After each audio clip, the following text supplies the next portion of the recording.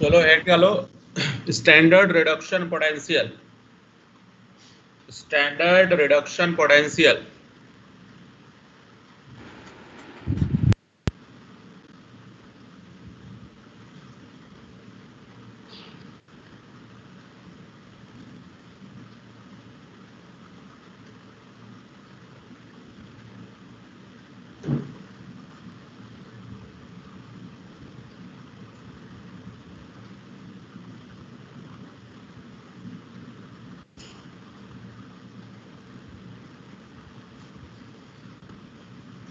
E not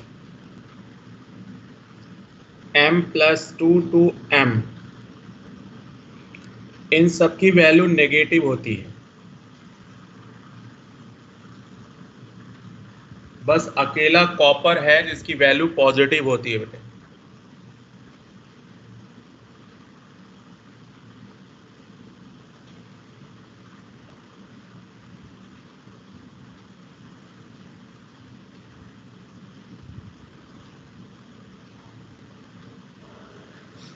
कोई भी metal अगर हुआ, इनमें से मेटल सॉलिड स्टेट में होता है, फर्स्ट ऑफ ऑल उसे आप लेके जाओगे मेटल गैसियस में।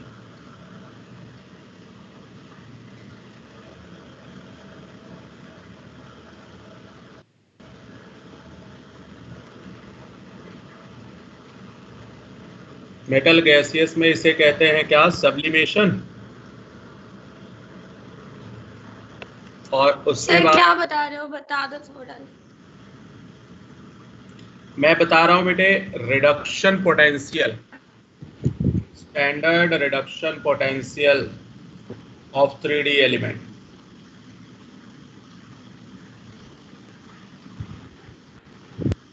ये होगा आयोनाइजेशन फर्स्ट, ये होगा बेटे आयोनाइजेशन सेकेंड। इसके बाद इसको वाटर में डिसॉल्व करोगे तो m+2 एक्वा आएगा।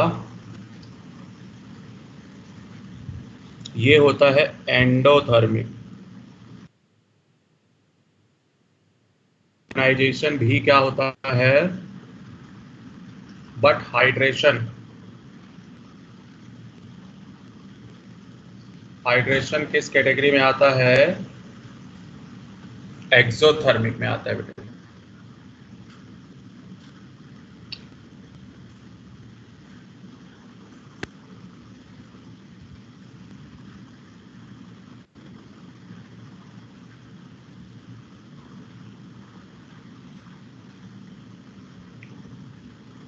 किसी भी मेटल का इलेक्ट्रोड पोटेंशियल डिपेंड करता है इन तीन बातों पे। कौन कौन? ई नॉट की जो वैल्यू है डिपेंड करेगी सब्लिमेशन पे, डिपेंड करेगी आयोनाइजेशन पे,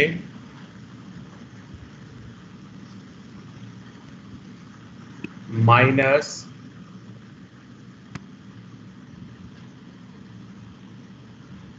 हाइड्रेशन।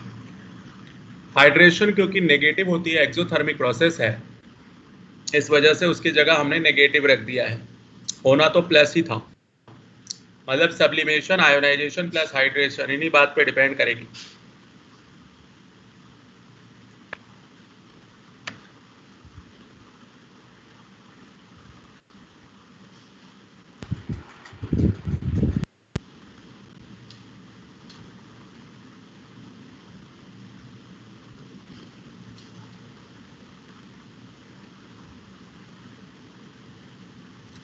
बना लिया बच्चों?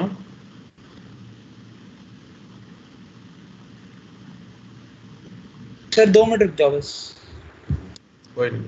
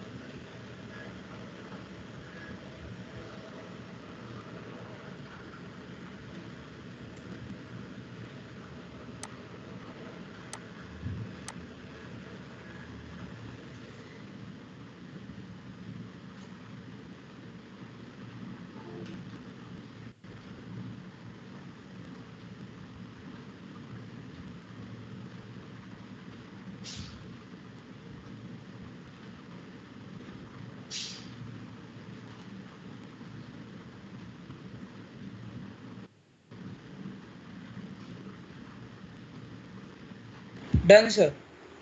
ओके। अब जरा देखो कि जो ऊपर वैल्यू आई है वो सबकी पॉजिटिव आई, सबकी नेगेटिव आई है।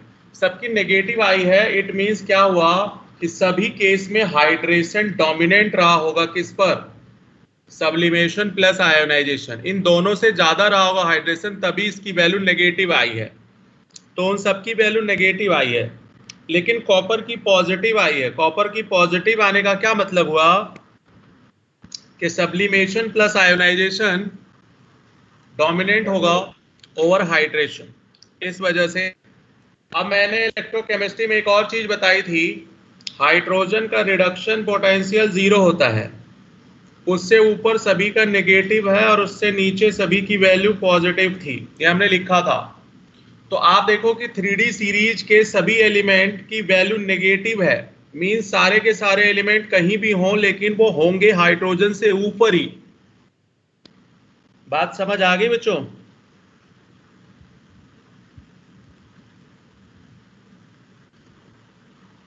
जिनकी भी वैल्यू नेगेटिव है, रिपीट कर दो, नेटवर्क एरर था। हाँ, जिनका भी रिडक्शन पोटेंशियल नेगेटिव आया है स्कैंडियम से लेकर के जिंक तक, एक्सेप्ट कॉपर, वो सारे के सारे हाइड्रोजन से ऊपर होंगे बेटा इलेक्ट्रोकेमिकल सीरीज में। क्यों? क्योंकि उससे ऊपर है तभी तो वो वैल्यू नेगेटिव होगी, और कॉपर इलेक्ट्रोकेमिकल सीरीज में नीचे होगा। तो क्वेश्चन ये पूछता है कि अगर इन सभी एलिमेंट को डाइल्यूट एसिड के साथ रिएक्ट करवाया जाए तो कौन सा एलिमेंट हाइड्रोजन गैस नहीं देगा? कॉपर नहीं देगा सर।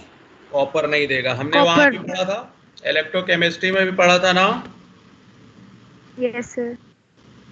तो ये वहीं से कॉन्सेप्ट ले लिया गया। बस यहाँ पे 3 बातें ध्यान रखना कि किस पर डिपेंड करता है, सब्लिमेशन, आयोनाइजेशन और हाइड्रेशन। ये क्वेश्चन इंपॉर्टेंट आता है। बाकी डाटाबेस क्वेश्चन है, डाटा अगर आपको देख, पैकेज है आप लोगों के पास 127 पे सबकी वैल्यू गिवन है। आपके पास पैकेज हो तो वहां से देख लो 127 पे negative. Yes sir.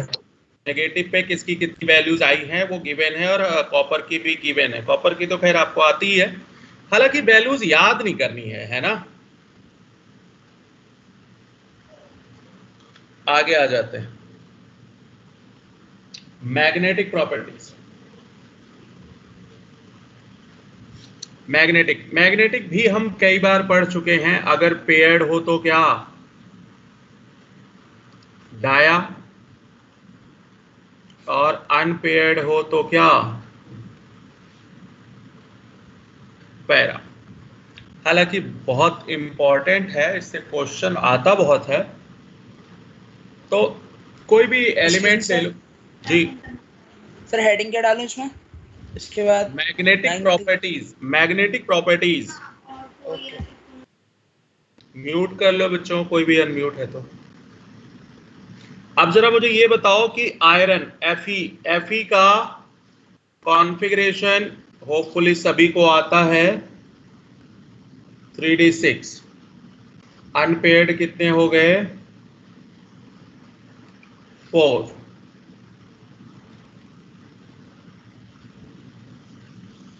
Four unpaired हो गए, तो मैग्नेटिक मोमेंट कितना आ जाएगा, √n+2। n अनपेयर्ड है तो 4, 4+2 मतलब √4। तो यहां से आप मैग्नेटिक मोमेंट कैलकुलेट कर सकते हो आयरन का। 3D का कोई भी एलिमेंट है उसका आप निकाल सकते हो, आयरन ही क्यों।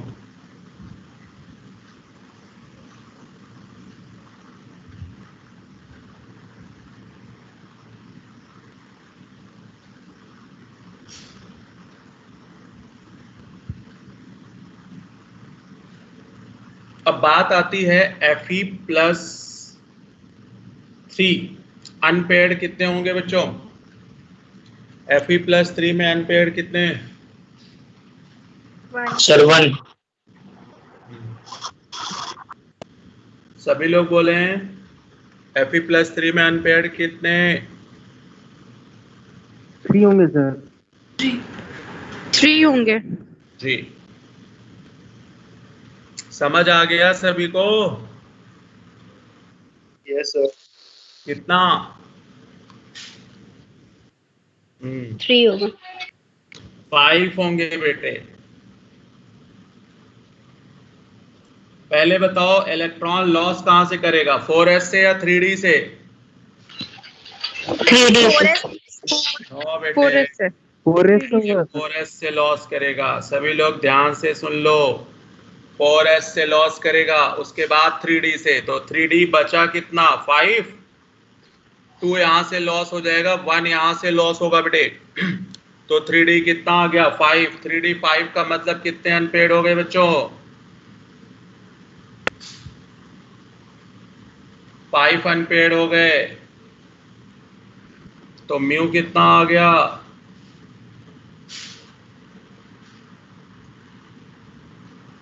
35 आ गया बच्चों, √35। समझ आया या नहीं आया गलती अपनी। आगे अब सर। यहाँ जरा देखो कि गलती क्या किया, 3 कैसे बताया होगा, जिन्होंने सही सोचा वो भी गलत कर गए थे। 2 यहां से लॉस किया और एक अनपेयर्ड लॉस कर दिया। नहीं बेटे ध्यान रखना, अनपेयर्ड नहीं लॉस होता है, सबसे पहले कौन लॉस होता है, पेयर्ड। पहले ये वाला लॉस होगा बेटे, इसलिए 5। अगर ये लॉस कर दोगे तो 3 हो जाएगा। समझ आ गया सभी को। Yes sir. बहुत छोटी सी बात है बेटे, सभी लोग जानते हो, कुछ नया नहीं है। Mn+2 क्रोमियम, निकल +2 copper. Decreasing order of magnetic properties, decreasing order of magnetic properties. फटाफट बता दो बच्चों, decreasing order of magnetic properties. ये सारी चीजें नेक्स्ट चैप्टर में भी बहुत ज्यादा हैं।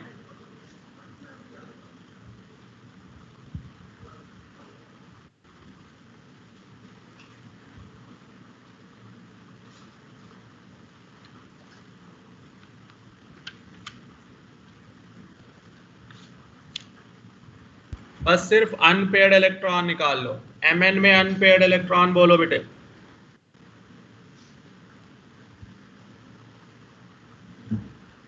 अच्छा एटॉमिक नंबर मैं बता देता हूँ 25, 24, 28। Mn में अनपेयर्ड इलेक्ट्रॉन्स कितने हो गए बच्चों?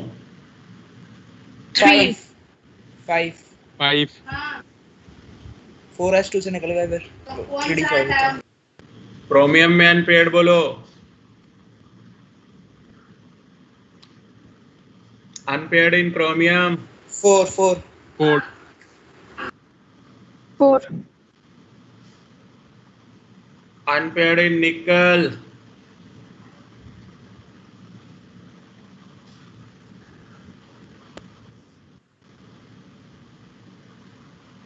Sir, 2.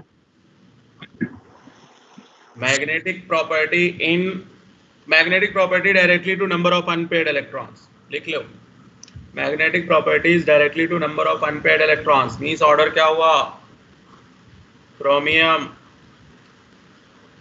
manganese, nickel and copper। किसी का सही था बेटे?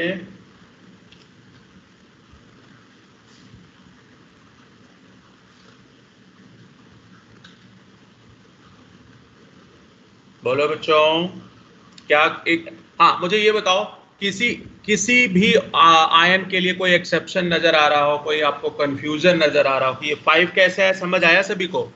सर ये क्रोमियम नहीं जा रहा। अरे यार कॉन्फ़िगरेशन भूल गए हो बेटे, एक्सेप्शन था ना। हाँ 4s1 3d5 4s1 थप्पड़ मारूंगा मैं आपको, बता दे रहा हूँ। सर यही बोला 3d5 ही बोला था मैंने ऐसे।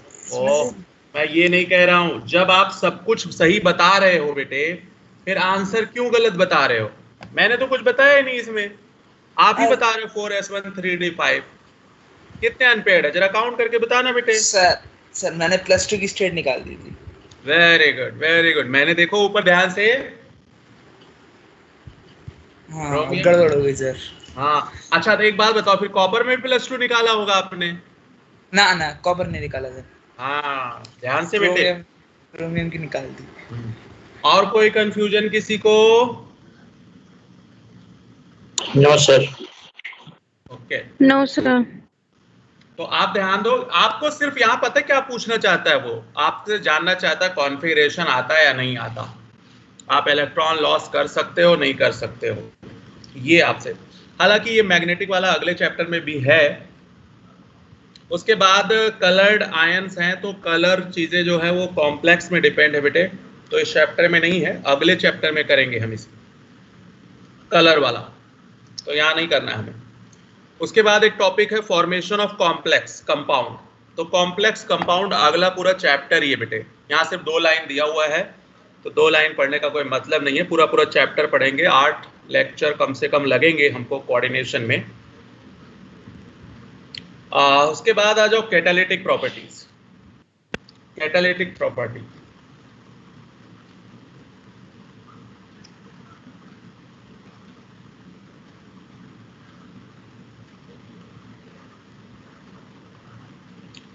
तो डी ब्लॉक के मेटल यूज होते हैं as a catalyst,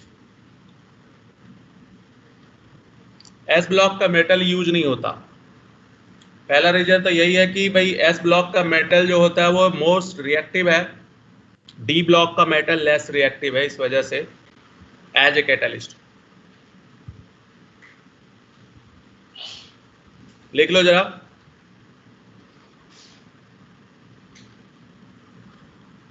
catalytic activity of D block element due to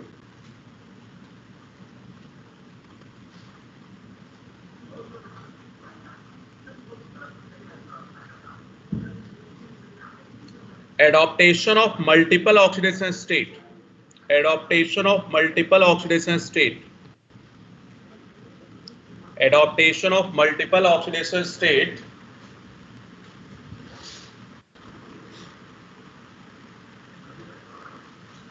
second point repeat करना, एडॉप्शन वाला था क्या था वो? adaptation of multiple oxidation state,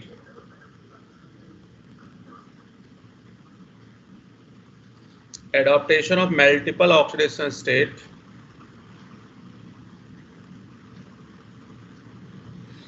second point लिख लो, to form complexes, to form complexes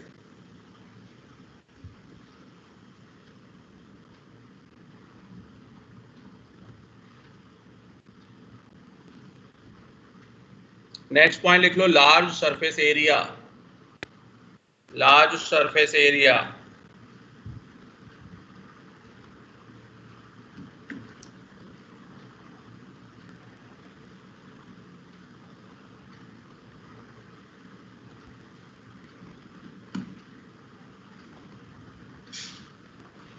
देखो जरा कैटालिस्ट की मैकेनिज्म तो आपको ऑलरेडी पढ़ाई जा चुकी है। कैटालिस्ट क्या काम करता था पता है ना? ये एक्टिवेशन एनर्जी होती थी। कैटालिस्ट अगर पॉजिटिव डालेंगे तो एक्टिवेशन एनर्जी को वो कम कर देता था, क्योंकि वो कॉम्प्लेक्स बना लेता था उसके साथ। तो रेट आपको पता है कैसे इंक्रीज करता था? By decreasing activation as well as threshold. तो ये मैकेनिज्म आपको पता है। मैकेनिज्म आपको सरफेस केमिस्ट्री में बताया गया था, आपको याद होगा वो स्टेप, 5 स्टेप्स थे। पहला काम डिफ्यूजन था, दूसरा स्टेप क्या था? एडजॉर्प्शन, थर्ड स्टेप क्या था?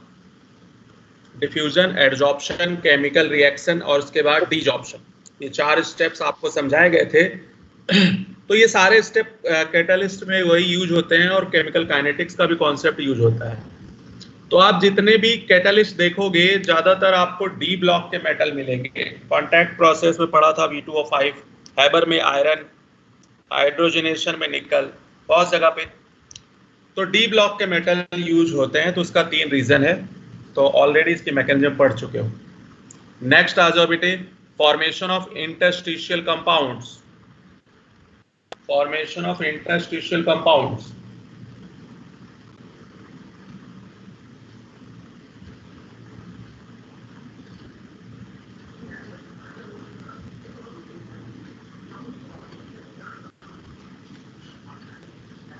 नोट कर लो जरा, interstitial compound are those, interstitial compounds are those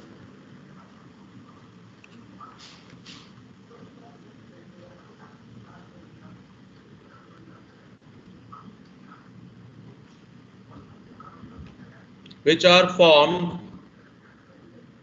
interstitial compound are those which are formed when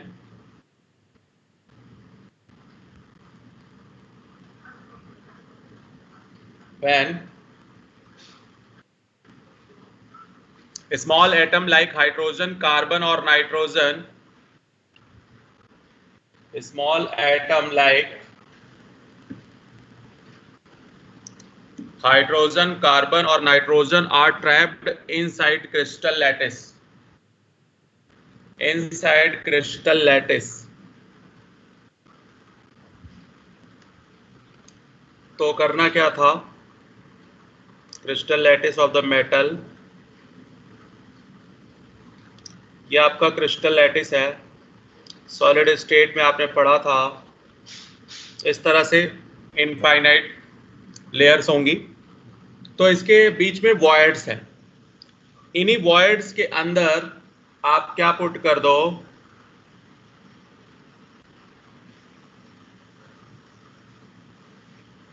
इन्हीं वॉइड्स के अंदर हाइड्रोजन, कार्बन, नाइट्रोजन ऐसी चीजें पुट कर दो तो इसका वॉइड्स फिलअप हो जाएगा, ठीक है ना? तो ये इंटरस्टिशियल कंपाउंड्स बन जाते हैं लाइक TiC, MN4, इस टाइप के कुछ कंपाउंड्स बन जाते हैं यहाँ पे। तो करना कुछ नहीं है, सॉलिड स्टेट पढ़े थे, जितने वॉइड्स हैं उसी वॉइड्स में स्मॉल आयंस फिल कर देंगे। स्मॉल आयंस आएगा ही क्योंकि वॉइड्स का साइज बहुत बड़ा नहीं है। इसके कुछ कैरेक्टरिस्टिक्स लिख लो, इंपॉर्टेंट है। एनसीईआरटी की एक एक लाइन से इसमें क्वेश्चन आए हुए हैं, थ्योरेटिकल क्वेश्चन आते हैं बट आते हैं। लिख लो, हाई मेल्टिंग पॉइंट,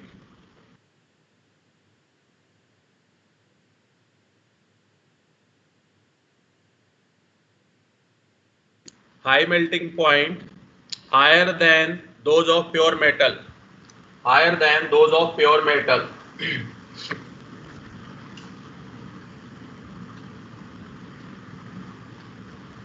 अगला पॉइंट लिख लो, very hard, these are very hard.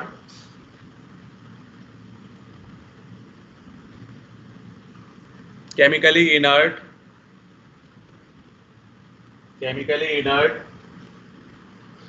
metallic conductivity,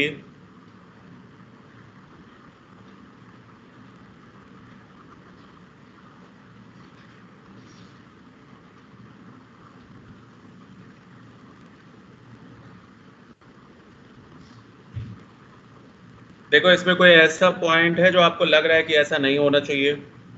बिल्कुल सिंपल सी चीज है। देखो मेल्टिंग पॉइंट हाई क्यों हो गई बच्चे? क्योंकि इसकी डेंसिटी इंक्रीज हो गई। पहले तो वॉइड्स थे तो डेंसिटी कम थी, मतलब पैकिंग एफिशिएंसी कम थी। जब उसके अंदर हाइड्रोजन, ऑक्सीजन, कार्बन ये सब स्मॉल पार्टिकल ऐड कर दोगे तो डेंसिटी और पैकिंग फ्रैक्शन इंक्रीज हो जाएगा। इस वजह से इनकी मेल्टिंग पॉइंट बढ़ जाएगी प्योर मेटल्स, और हार्ड भी इसी वजह से हो जाएंगे। ये मेटेलिक कंडक्टर है क्योंकि मेटल तो है ही है और मेटल में फ्री इलेक्ट्रॉन है तो कंडक्ट तो करेगा ही करेगा। केमिकली इनर्ट का मतलब है कि बहुत ज्यादा स्टेबल हो जाएगा तो रिएक्टिविटी कम हो जाएगी बेटे। आगे आ जाओ, alloy.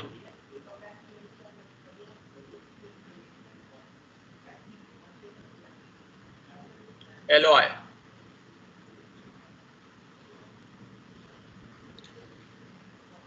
is a homogeneous mixture of solid. Alloy is a homogeneous mixture.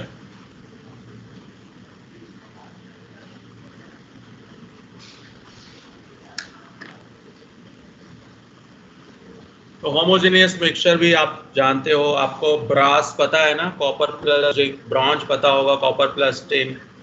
तो अगर सॉलिड सॉलिड मिक्स करके एक होमोजेनियस सॉल्यूशन बना दो तो उसे हम एलॉय कहते हैं। तो यहाँ से क्वेश्चंस नहीं आते। तो ये हो गया। अब आगे आ जाते हैं बच्चों, दो कंपाउंड्स हैं इसमें, KMnO4 और K2Cr2O7, दोनों बड़े इंपॉर्टेंट हैं।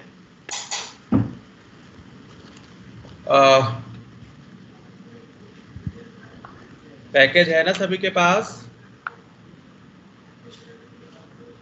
Yes sir. 135 पेज नंबर देखोगे?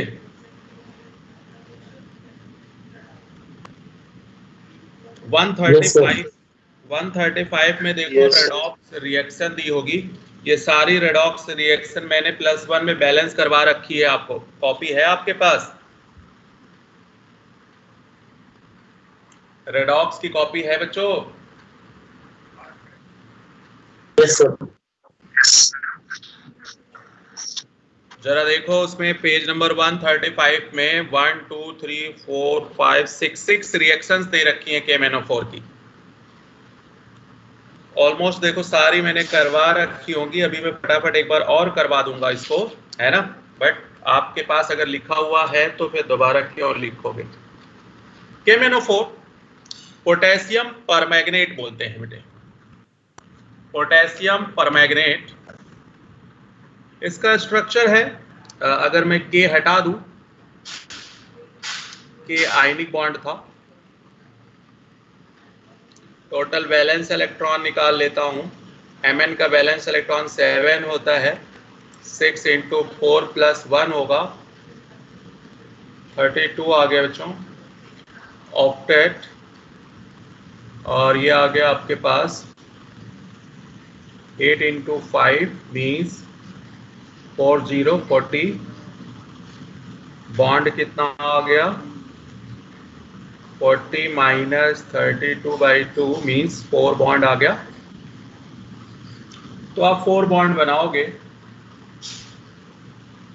ऑक्सीडेशन नंबर वैलेंस इलेक्ट्रॉन के इक्वल है, इसलिए पेरोक्साइड तो होगा नहीं। Mn जो है वो 2 मतलब कोऑर्डिनेट की जगह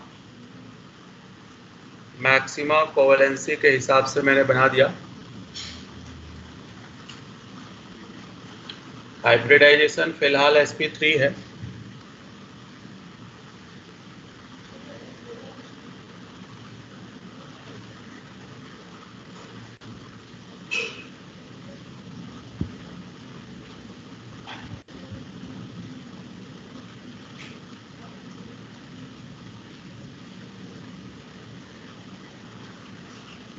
बन गया बच्चों?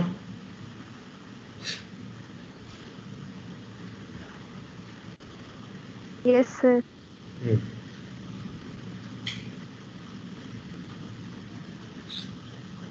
सर 2 मिनट ऊपर कर दो। डिस्कनेक्ट हो गए थे क्या?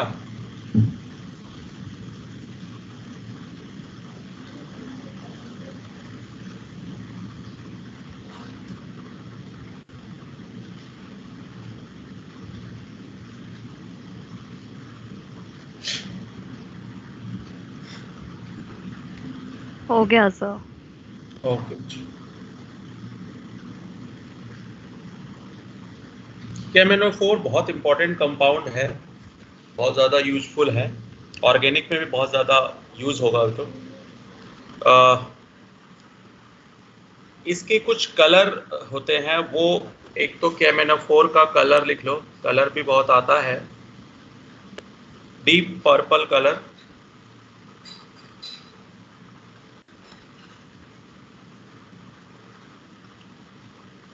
ये कलर भी आपको याद रखना है बेटे। MnO2 ब्लैक सॉलिड,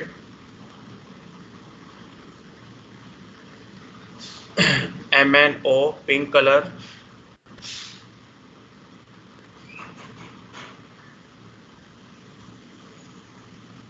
ब्लैक,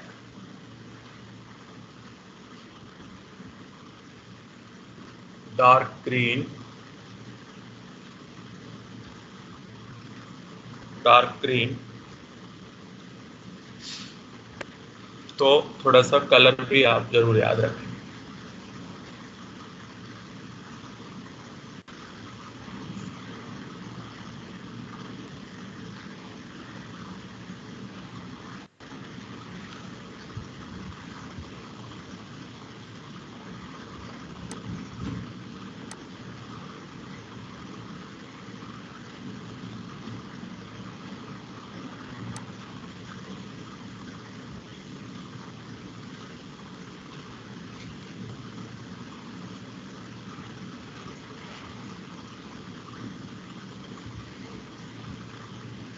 बना लिया?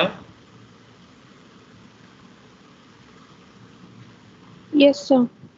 इसके प्रिपरेशन है,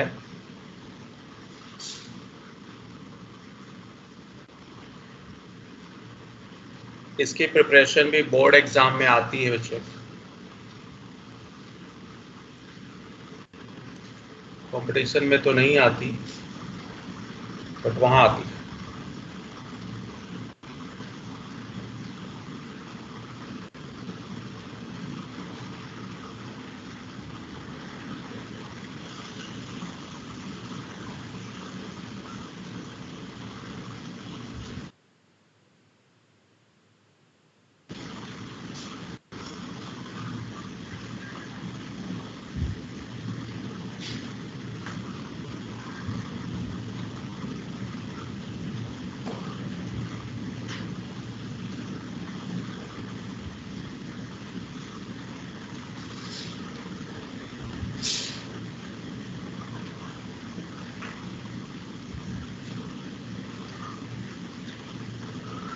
KMNO4 का ऑक्सीडेशन नंबर क्या हुआ?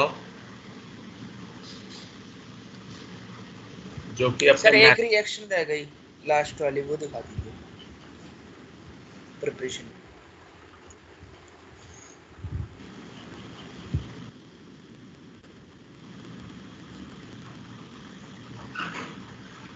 मैक्सिमम है तो कौन सा एजेंट? ऑक्सीडाइजिंग। और इसी ऑक्सीडाइजिंग की यहाँ पे ये सारी रिएक्शन लिखी हुई है 135 आपके पेज पे। मैं एक रिएक्शन आपको याद दिलाता हूँ, फिर आप फटाफट सारे रिएक्शन बैलेंस कर जाना।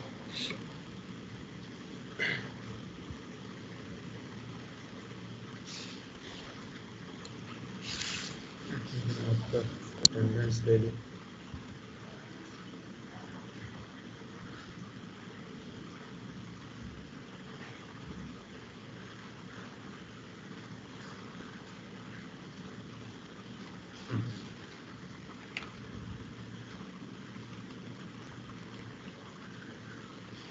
चलो देखो जरा, MnO4 minus Fe+2 H ion Mn+2 Fe+3।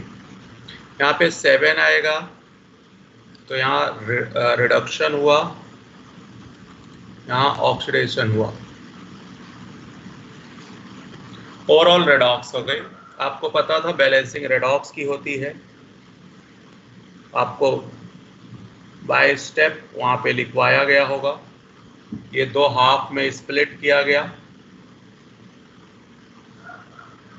एक रिडक्शन हाफ और एक ऑक्सीडेशन हाफ में स्प्लिट किया गया। पहले मैंने लिखवाया होगा, कॉपी अगर आपके पास हो तो पहला स्टेप मैंने बताया था balancing of other element except oxygen and hydrogen. तो ऑलरेडी बैलेंस है बेटे, अदर एलिमेंट Mn हुआ जो कि बैलेंस, मैं फर्स्ट हाफ बैलेंस कर रहा हूं। उसके बाद मैंने स्टेप सेकेंड लिखवाया होगा आपको उस टाइम पे, बैलेंसिंग ऑफ ऑक्सीजन,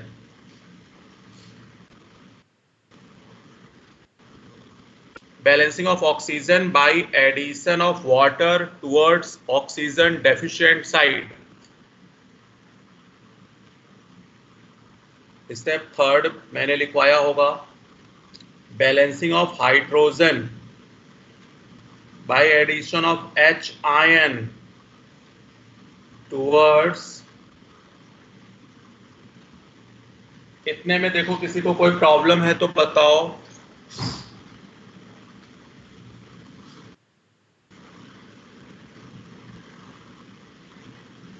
किसी को कोई दिक्कत है? के बाद लास्ट स्टेप था बेटे balancing of charge. Balancing of charge by addition of electron होता था।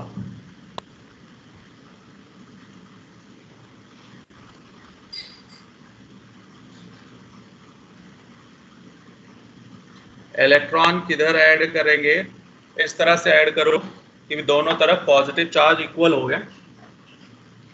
तो ये हो गया फर्स्ट हाफ की बैलेंसिंग। यही स्टेप है, स्टेप आपको +1 में लिखवाए गए होंगे चाहे आप जिस भी बैच में रहे हो। तो स्टेप जरूर याद रखें, balancing of other element, then oxygen, then hydrogen. पहले ऑक्सीजन ही बैलेंस करेंगे बेटे, ध्यान रखना, ठीक है। उसके बाद सेकेंड हाफ को भी बैलेंस करो, Fe+2 Fe+3। तो इसमें तो बाकी सारे स्टेप है ही नहीं, सिर्फ चार्ज का स्टेप है। 1 इलेक्ट्रॉन लगा दोगे, राइट साइड बैलेंस हो गया। अब इलेक्ट्रॉन कैंसिल आउट करना होता था ना, तो किसी भी फैक्टर से आप मल्टीप्लाई करने के लिए फ्री थे, तो आप समझ गए होंगे कितने फैक्टर से मल्टीप्लाई करूं।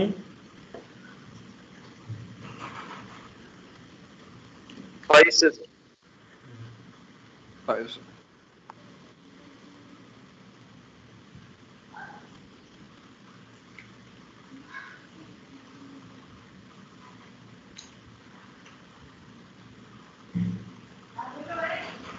अब इनको ऐड कर दो बेटो,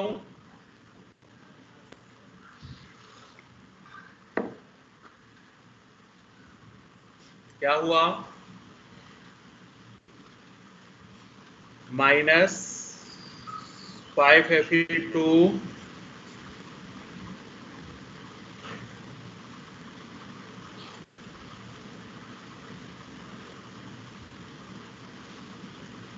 आपको बोर्ड एग्जाम में सिर्फ यही लास्ट वाली लाइन लिखनी है, बस सिर्फ ये लाइन लिखनी है, 2 नंबर का आता है। या तो MnO4 की प्रिपरेशन आएगी या फिर एक कोई बैलेंसिंग आती है, एक। टोटल 5 या 7 नंबर का चैप्टर होगा ये।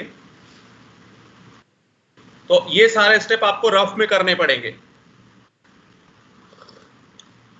देखो इस बैलेंसिंग में किसी को कोई कंफ्यूजन है क्या?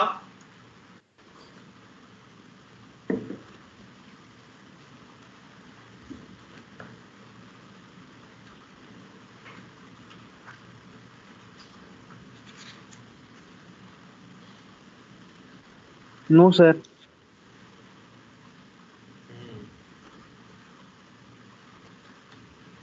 चलो बहुत अच्छी बात है। इस पर देखो क्वेश्चन कैसे पूछेगा, मैं आपको बताऊं, 162 पेज पे जाओगे अपने पैकेज में, 162 पेज। यस सर चलेगा।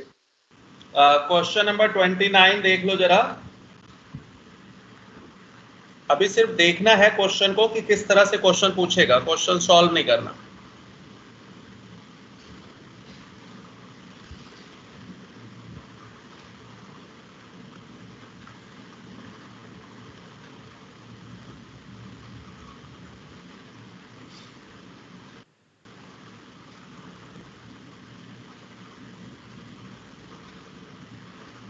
अच्छा, अगर इसमें इस टाइप का क्वेश्चन पूछे तो क्या बताओगे? उसमें तो ऑक्जेलेट लगा हुआ है, इसमें एक्स्ट्रा ऑक्जेलेट नहीं है। जरा ध्यान देना बेटे, कोफिशिएंट मैंने आपको +1 में भी करवाए थे।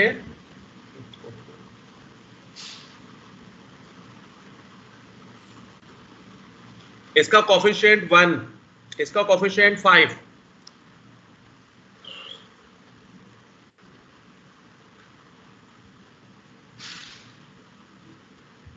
5 मोल Fe+2 ऑक्सीडाइज होता है कितने मोल से? 1 mole of MnO4 तो 1 मोल कितने से ऑक्सीडाइज होगा? 1/5। ये क्वेश्चन इस टाइप का क्वेश्चन पूछता है बेटे। और ये अगर बैलेंसिंग का कोफिशिएंट आपको नहीं मिला ना सही से, ये क्वेश्चन गलत हो जाएगा। इसका रिवर्स भी पूछ सकता है कि 5 मोल Fe रिड्यूस कर रहा है 1 मोल KMnO4 को, तो 1 मोल कितने से करेगा? या 1 मोल MnO4 ऑक्सीडाइज कर रहा है 5 मोल को, तो 5 मोल MnO4 कितने को ऑक्सीडाइज करेगा? 25 हो जाएगा। मतलब इसका रिवर्स। तो इस तरह से एक तो आपको XYZ पूछेगा, हमारे कंपटीशन में यहाँ XYZ लिख देगा, XYZ की वैल्यू पूछेगा आपसे, वो बता दोगे आप। और एक इस टाइप का क्वेश्चन पूछेगा, ठीक है। अब मैं जरा नेक्स्ट क्वेश्चन करवाता हूं। देखो ये आपके पैकेज में दिया हुआ है, सेकेंड वाला होगा ये। 135 पे सेकेंड वाला देखोगे तो यही होगा। अब जरा ध्यान देने बेटे, ये ऑक्जेलेट है, ये ऑक्जेलेट है, एसिडिक मीडियम, H+ का मतलब एसिडिक मीडियम है। अब मैं जरा इसको शॉर्टकट में बैलेंस करूंगा। लॉन्ग कट आपको एक बार और याद दिला दिया, तो ये तो इसमें कोई दिक्कत नहीं है। 4H2O, 8 हाइड्रोजन 5 इलेक्ट्रॉन, ये तो यही रहेगा हमेशा। ऑक्जेलेट को बैलेंस करो जरा। अदर एलिमेंट कार्बन है, कार्बन को बैलेंस करोगे, ऑक्सीजन अपने आप बैलेंस हो गया बेटे। अभी क्या करना है, ऊपर कितने से मल्टीप्लाई? 2 से। नीचे कितने से? 5 से। 5। अब ये मल्टीप्लाई और सम, तो आपके पास आ जाएगा 2 MnO4 minus plus 5 oxalate plus 16 H ion. Electron तो कैंसिल आउट हो गया, प्लस 2 Mn+2 प्लस 10 CO2, ये आ जाएगा बच्चों। मेरी बात समझ आ गई? इसका कोफिशिएंट कितना आया? 2, इसका, और ये 16।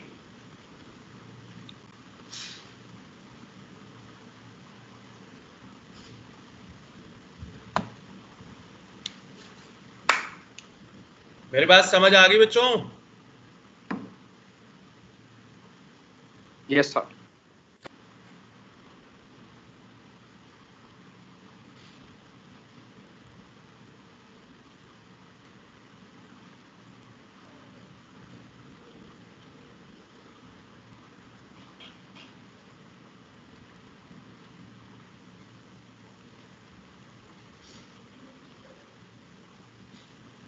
आप देखो, MnO4 माइनस Fe+2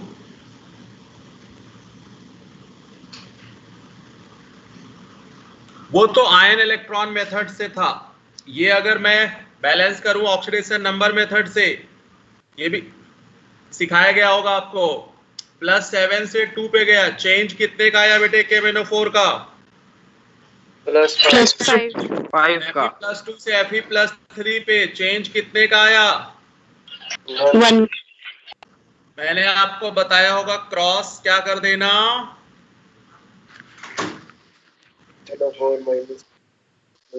मल्टीप्लाई।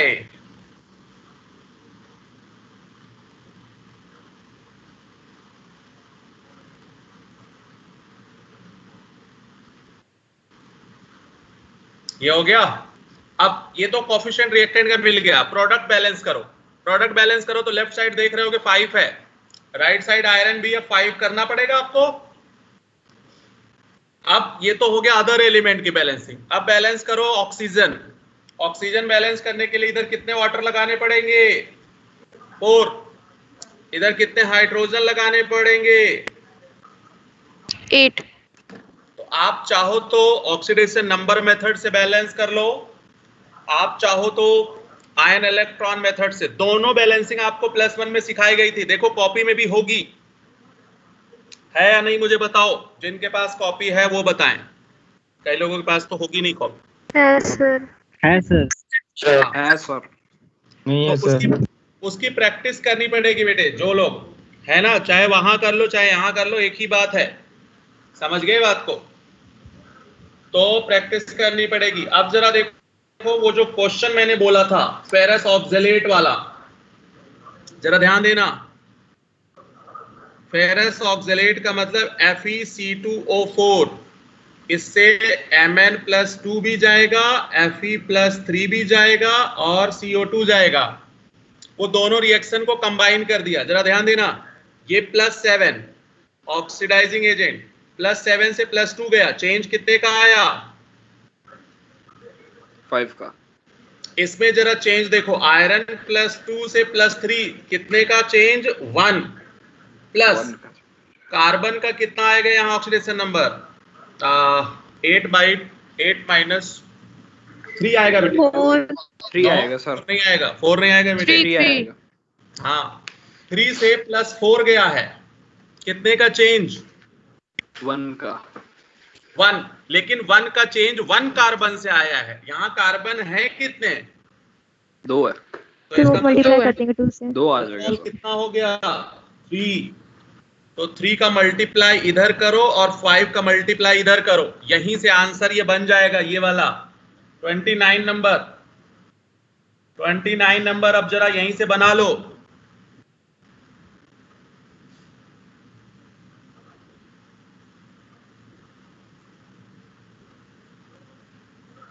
हमें राइट साइड बैलेंस करने की जरूरत ही नहीं है, यहीं से आंसर आ जाएगा। ये देख लो जरा क्या आएगा आंसर।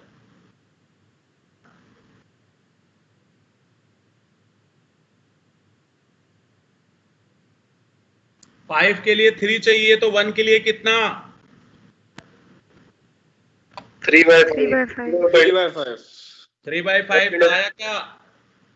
0.6 ऑप्शन है। Second option. मैं सिर्फ ये बताना चाहता हूं क्वेश्चन किस तरह से आएगा, समझ जाओगे बच्चे।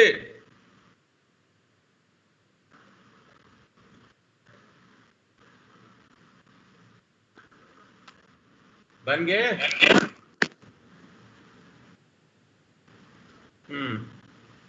आगे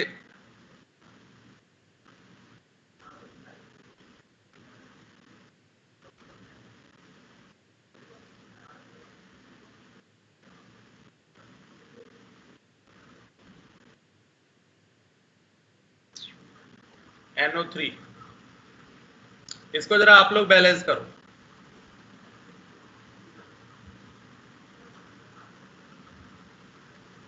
सभी लोग अपने मन से बैलेंस करें, कॉपी साइड में रख के, और देखें कि क्या आया या नहीं। आयन इलेक्ट्रॉन मेथड से करना, आयन इलेक्ट्रॉन मेथड से करो।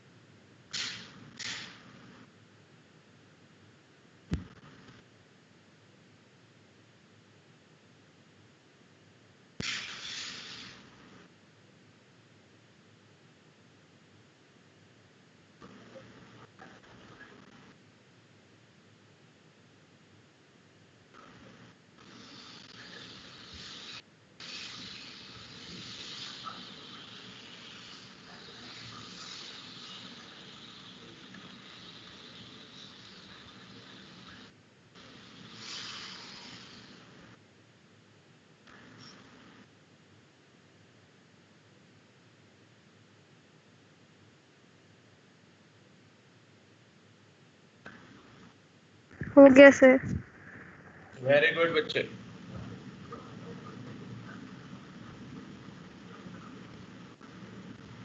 इसमें तो कोई दिक्कत ही नहीं। हो गया सर।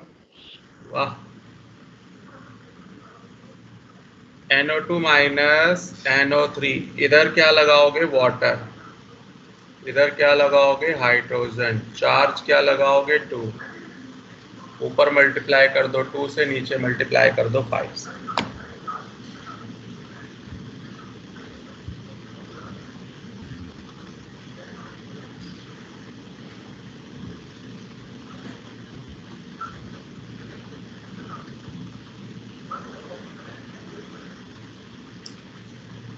तो इस तरह से ये सारी रिएक्शन आप बैलेंस कर सकते हो विदाउट एनी प्रॉब्लम। अब जरा आ जाओ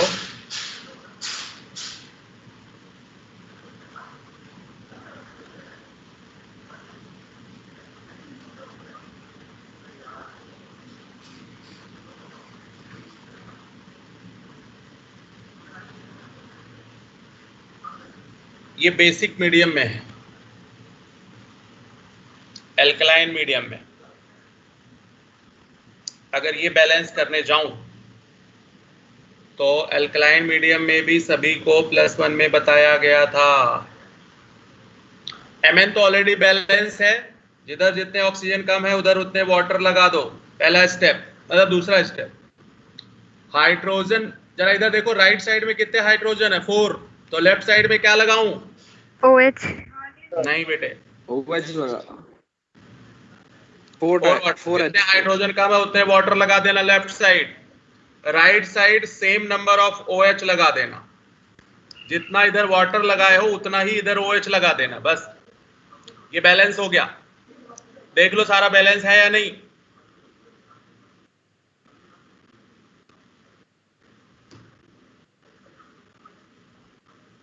चार्ज बैलेंस कैसे करोगे? इधर कितने इलेक्ट्रॉन लगाओगे? 3। दोनों तरफ देखो 4 नेगेटिव हो गया। I माइनस I2, तो इधर 2 से मल्टीप्लाई और इधर 2 इलेक्ट्रॉन। ऊपर कितने से मल्टीप्लाई करोगे? नीचे कितने से? 3 से। इलेक्ट्रॉन कैंसिल आउट हो जाएगा, वाटर भी कैंसिल आउट हो जाएगा बेटे। तो बचेगा क्या? 2MnO4 माइनस, और बचेगा 3I2 6I2 6I minus plus water 2 बचेगा।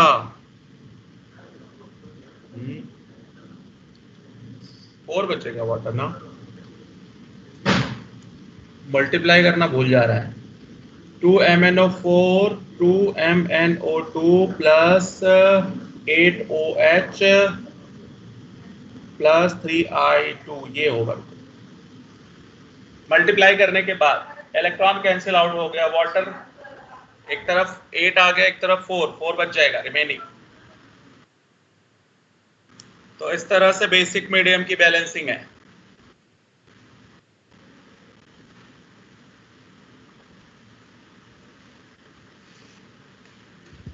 +1 में KMnO4 का इक्विवेलेंट वेट लिखवाया गया था। इवन पहले चैप्टर में लिखवाया गया होगा equivalent weight.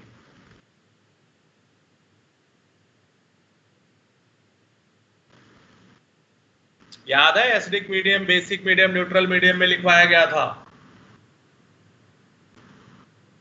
Molecular mass by change in oxidation number.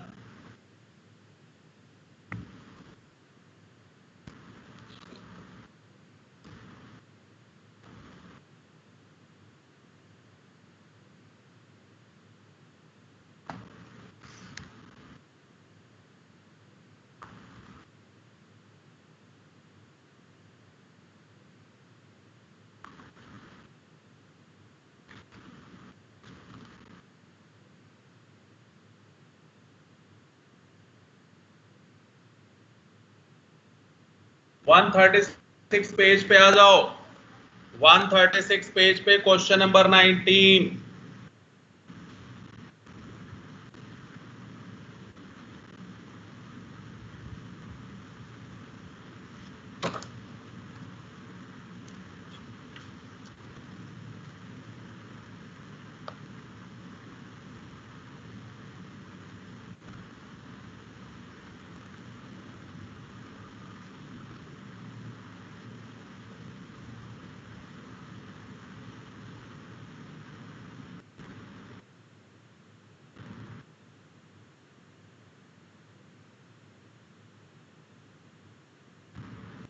कितना आ गया?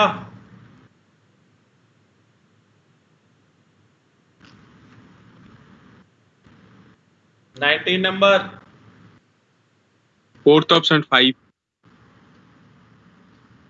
बस यही है, बैलेंस करना पड़ेगा। अगर बैलेंसिंग नहीं आती तो ये क्वेश्चन गया काम से।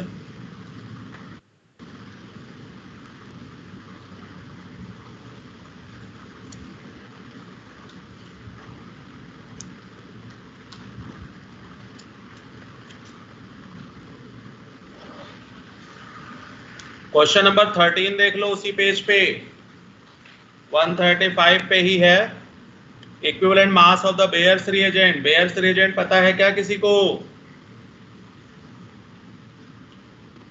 डाइल्यूट KMnO4 होता है। Equivalent mass m/1। KMnO4 का मोलर मास होता है 158/1। बेयर्स रिएजेंट ऑर्गेनिक में आएगा बेटे। डाइल्यूट KMnO4 को बेयर्स रिएजेंट कहते हैं, जिसमें कि ऑक्सीडेशन नंबर जो है MnO4 माइनस से MnO4 माइनस माइनस मतलब +7 से +6 में जाता है, तो चेंज इन ऑक्सीडेशन नंबर 1 होता है। तो मॉलिक्यूलर मास बाय में चेंज इन ऑक्सीडेशन नंबर, तो इक्विवेलेंट मास आ जाता है।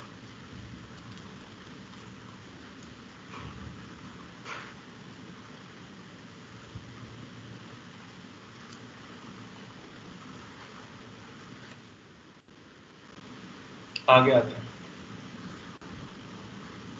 अब सेम पैटर्न पे K2Cr2O7 भी है। Potassium dichromate. Potassium dichromate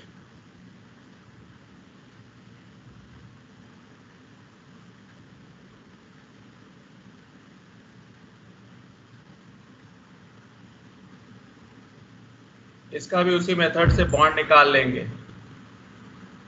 potassium और ऑक्सीजन के बीच में आयनिक बॉन्ड होगा बेटे।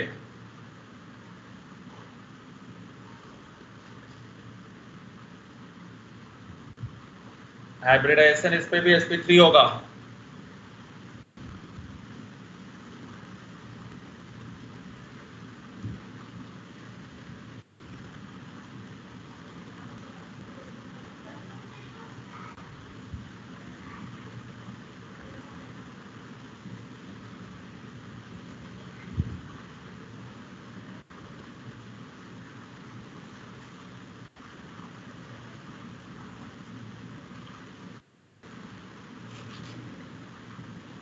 पोटेशियम डाइक्रोमेट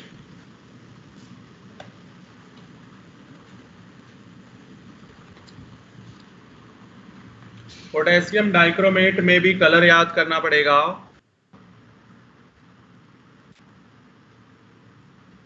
एक है sodium dichromate, orange solid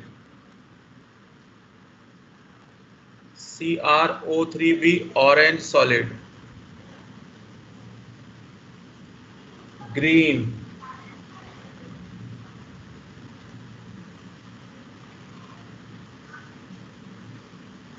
K3CrO8 red brown,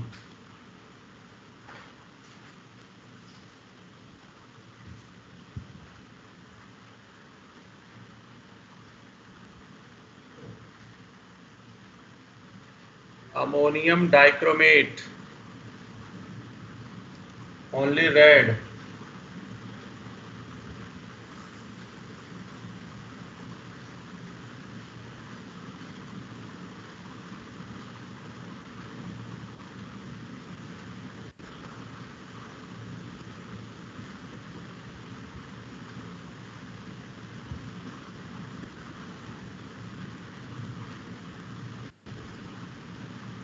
तो ये कलर भी इंपॉर्टेंट है बेटे।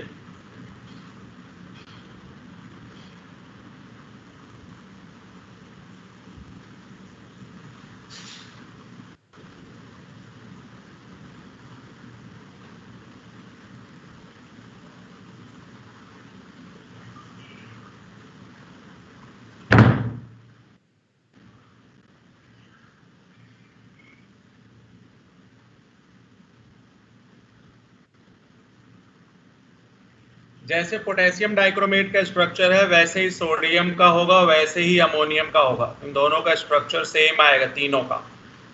Sodium dichromate, potassium dichromate, ammonium dichromate, structure same होगा।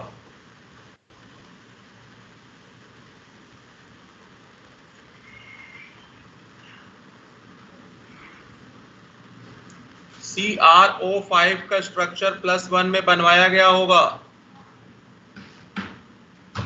Butterfly shape. Butterfly shape 2 peroxide bond, blue colour जरूर याद रखें आप।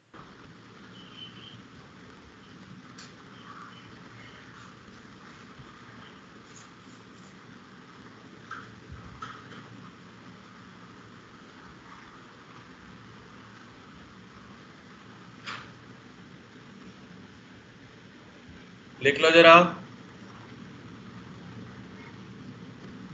Sodium dichromate is more soluble as compared to potassium dichromate.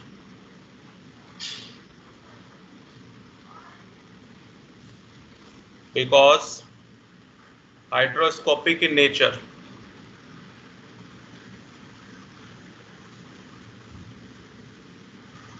और ये not hydroscopic होता, तो ये मोर सॉल्युबल होगा, मींस वाटर को एब्जॉर्ब कर लेता है।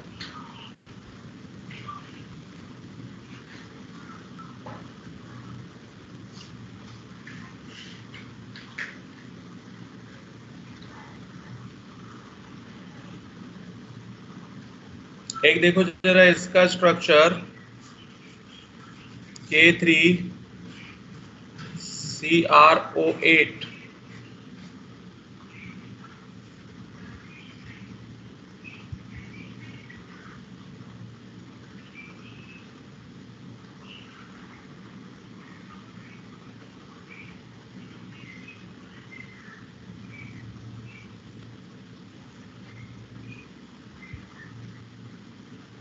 यहाँ K+ है ना, तो यहाँ 3-। अगर ऑक्सीजन की वजह से देखेंगे तो क्रोमियम पे +8 आएगा, +8 - 3 +5 आ जाएगा। ऑक्सीडेशन नंबर पूछता है इसमें बेटे, oxidation number +5।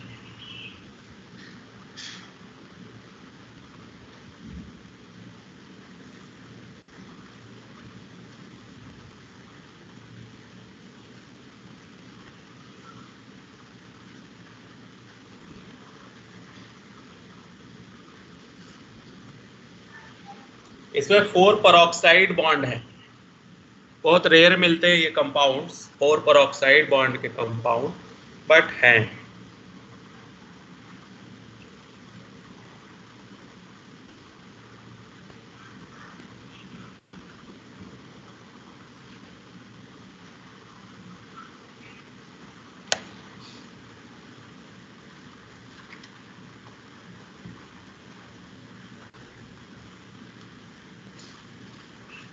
Sir oxidation number +5 जी, 8 -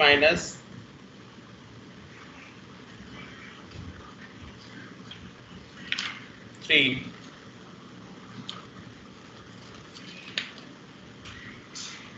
इसका क्वेश्चन मुझे लगता है रेडॉक्स में था। सर आपने स्ट्रक्चर में क्या लिख रहा है, +8? नहीं, अरे भाई +8 तो यहाँ आएगा, ध्यान दो बेटे, यहाँ तो +8 आएगा, लेकिन ये -3 मैंने माइनस नहीं किया ना। Yes sir. वो भी तो सेंट्रल एटम पे जाएगा ना। Yes sir.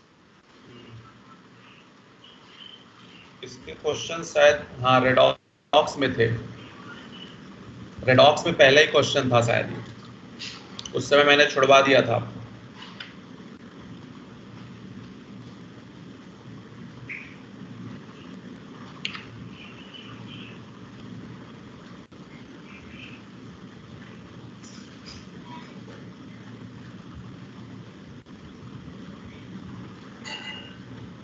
आगे चलते हैं।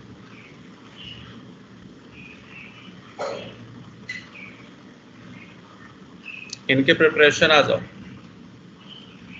इनकी प्रिपरेशन भी बड़ी इंपॉर्टेंट, बहुत खतरनाक सी है।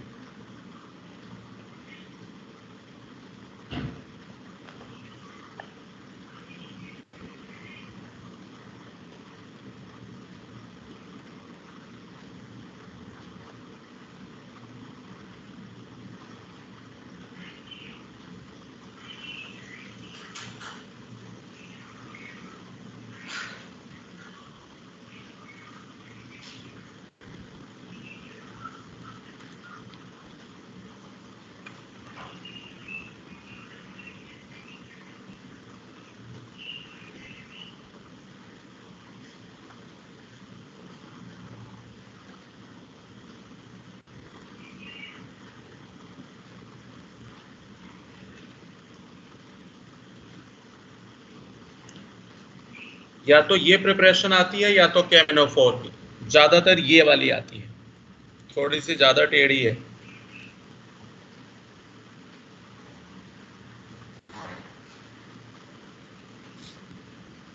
इसका नाम है सोडियम क्रोमेट और इसका नाम है पोटेशियम डाइक्रोमेट। पहले सोडियम क्रोमेट बनता है और फर्दर KCl से डाइक्रोमेट बनता है।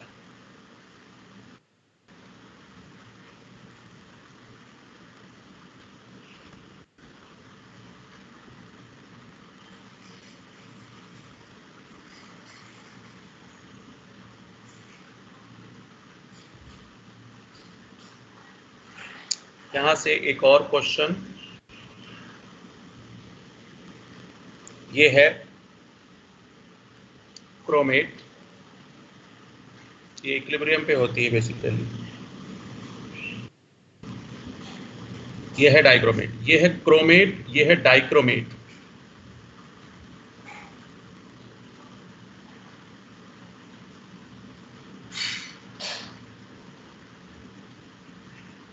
ध्यान रखना, ये H आयन और ये OH आयन इक्विलिब्रियम पे तब होता है जब pH 4 होता है।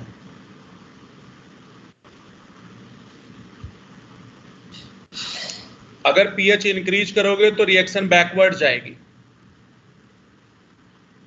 pH इंक्रीज करोगे तो बैकवर्ड, pH डिक्रीज करोगे तो फॉरवर्ड। ये भी बहुत इंपॉर्टेंट क्वेश्चन है, ये एक अलग क्वेश्चन है, ये अलग क्वेश्चन है, दोनों क्वेश्चन अपने आप में बहुत इंपॉर्टेंट। डाइक्रोमेट का स्ट्रक्चर तो पीछे बनवा दिया था, क्रोमेट का स्ट्रक्चर बना लो। क्रोमेट का स्ट्रक्चर है CrO4 -2, इस पे भी हाइब्रिडाइजेशन sp3 आएगा, टेट्राहेड्रल से CrO4 डबल माइनस।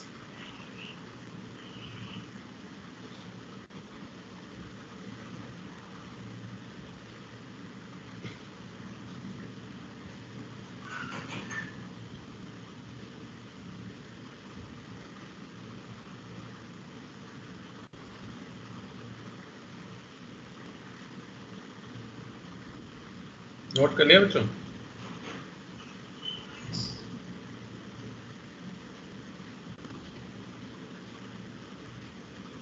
अब देखो ये भी अपने मैक्सिमम पे है, +6 वैलेंस इलेक्ट्रॉन के मैक्सिमम पे है, इसलिए ये भी कौन सा एजेंट है?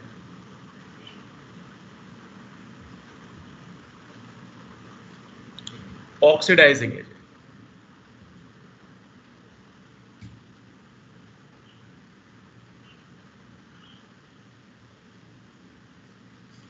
तो इसकी रिएक्शन सिर्फ एसिडिक मीडियम में ही मिलती हैं, बेसिक में तो है नहीं।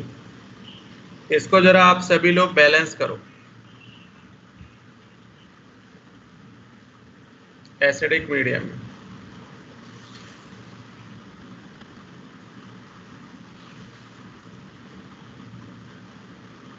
रूल वही लगा देना।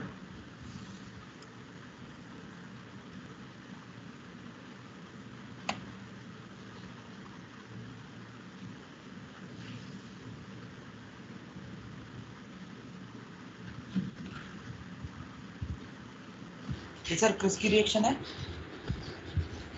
A2CR2O7 की है ये।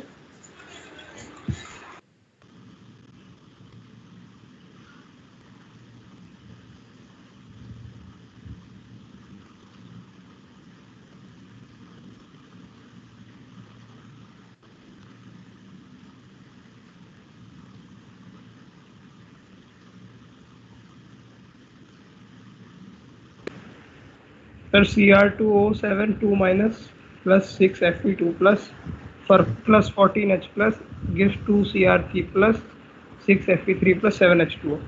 जी पहले क्रोमियम को बैलेंस करो 2, फिर वाटर को बैलेंस करो 7, फिर हाइड्रोजन को बैलेंस करो 14, फिर चार्ज में सबसे ज्यादा गलती होती है बेटे 6 है। देखो ये 6 समझ आया या बता दो?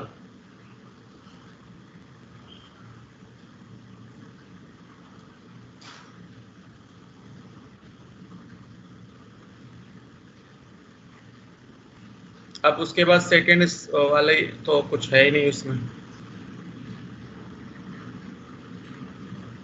6 से मल्टीप्लाई कर दो बस।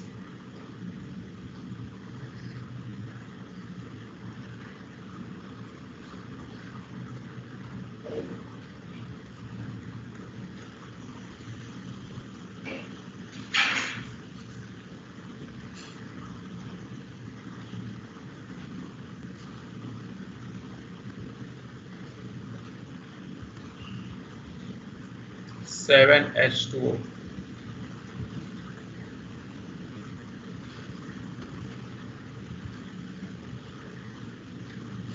तो सिर्फ एसिडिक मीडियम में रिएक्शन अवेलेबल है, तो चाहे Fe हो, चाहे ऑक्सलेट हो, चाहे आयोडीन हो, H2S हो, सबको आप इसी तरह से, अगर आपको एक मेथड आता है तो आप चाहे किसी का भी हो।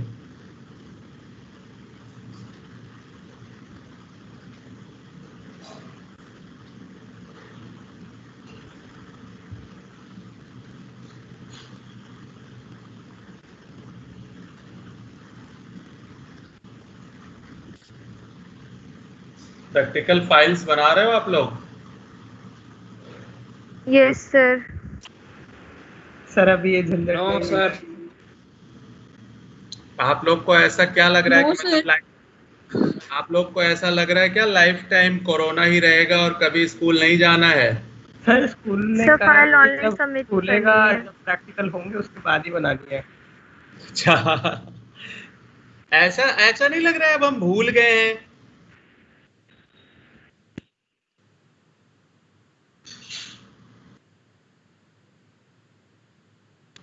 स्कूल में भी टीचर्स ने बताया ही नहीं है कि कौन से एक्सपेरिमेंट्स करने हैं कौन से नहीं। वो क्या बताएंगे बेचारे। सर वो एक्सपेरिमेंट बता दिए थे हमारे, अब लिख रहे हैं। हाँ लेकिन एक बात मानो कि प्रैक्टिकल तो होंगे बच्चों। सर फाइल्स तो ऑनलाइन सबमिट करनी है, फाइल सबमिट करनी है ऑनलाइन वो भी। फाइल तो सर 100 रुपए दे के बनवा ली थी सर वो तो। ये देखो ये डॉक्टर बन के किडनी बेचेगा पक्का।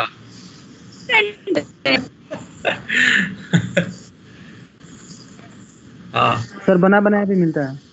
हाँ बेटे कोई उसका मतलब नहीं है, उसमें नंबर पूरे मिल जाएंगे, उसमें मेहनत भी करना भी मत है ना। सर आई पेन के साथ क्या फायदा। नहीं नहीं कोई मतलब, आप अपना 70 मार्क्स सिक्योर करो। बाकी सर तो जिसका मैथ्स है उसका क्या होगा? उसका क्या होगा मतलब? मैथ्स में भी फाइल्स बनती है। तो मैथ्स में बनती है तो वो भी बनाओ, अपने टीचर से बात करो बेटे, स्कूल टीचर से, वो जैसा आपको गाइड करें। ये क्रोमिल क्लोराइड टेस्ट मैंने इसलिए पूछा कि ये क्रोमिल क्लोराइड टेस्ट उस प्रैक्टिकल फाइल में बनाना होता है, लिखना होता है। ये लैब की चीज है। रेड वेपर होते हैं, ये कलर याद रखना, रेड वेपर।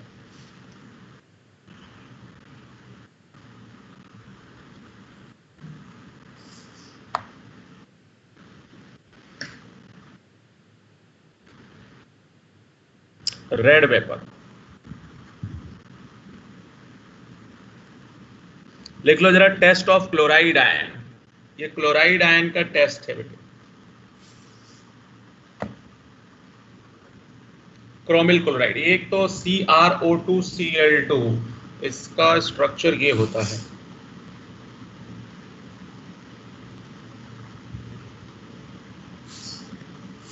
ये है क्रोमिल क्लोराइड। बस ये याद रखना, क्रोमिल क्लोराइड है, रेड वेपर बनता है, वो रेड कलर का है, और किसका टेस्ट है? वो क्लोराइड आयन का टेस्ट है। बोर्ड एग्जाम में रिएक्शन आ सकती है, तो रिएक्शन भी आपको याद रखना पड़ेगा। अच्छा,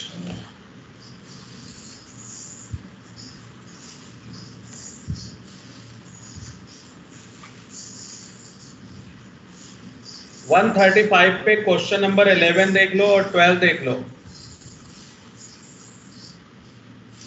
135 पे क्वेश्चन नंबर 11 एंड 12।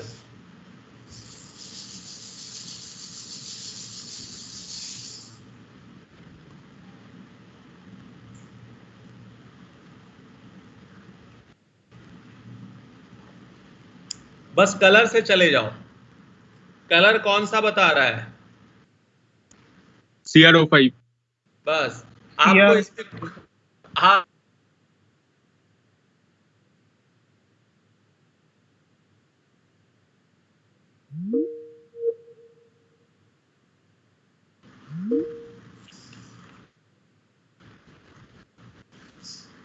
क्वेश्चन 12 देख लो, अभी करवाया था डाइक्रोमेट और क्रोमेट। sp3। हाँ, दोनों पे sp3 है ना।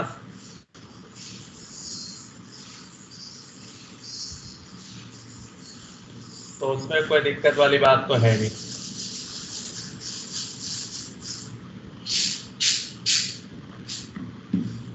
अच्छा, लिक्विडिटी ट्रांजिशन तो अभी आगे पढ़ना है। हाँ, क्वेश्चन नंबर 20 देख लो, उसी पे इस टाइप का भी क्वेश्चन होगा।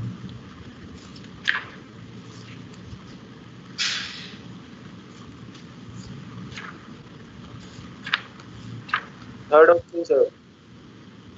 Chromyl chloride. Third option sir.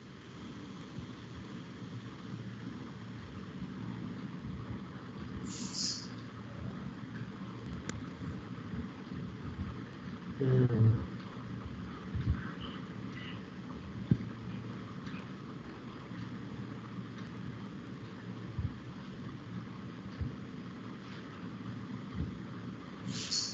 151 पे आ जाओ।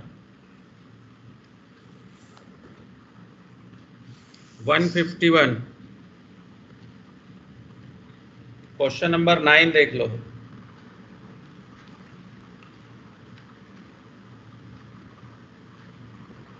क्वेश्चन नंबर 10 भी देख लेना। 9th का एसिडिक मीडियम। राइट शिफ्ट करना था, अभी मैंने लिखवाया था। पीएच बढ़ाओगे तो क्या होगा, पीएच घटाओगे तो क्या होगा।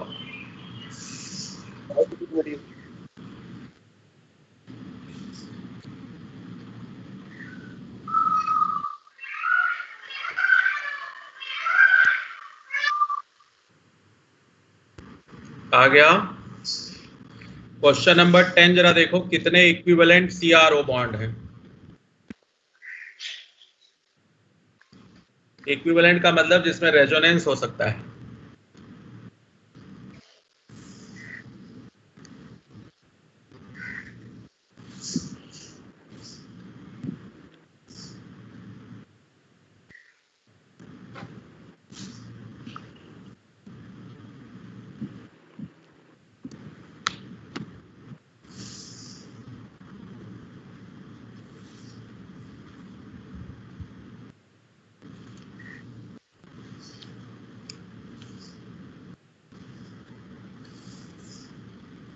सर हम्म ये तो कैसे लिखा था सर आपने?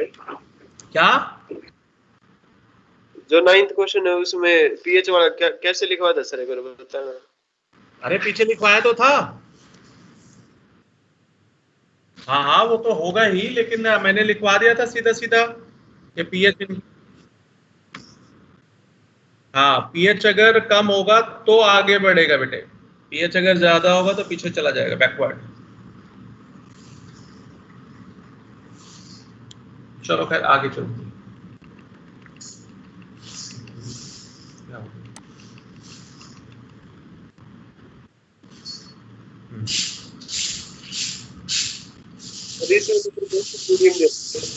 क्या बेसिक मीडियम दे रखा है सर आंसर। बेसिक मीडियम किधर ले जा रहा है वो? राइट में पूछा है सर, फिर एसिडिक होना चाहिए।